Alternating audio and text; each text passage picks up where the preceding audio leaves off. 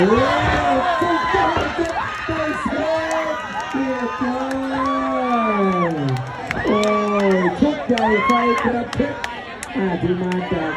บางว่าเดินในรายครับโอเคครับ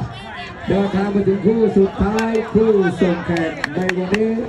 นักชกมุมแดงครับ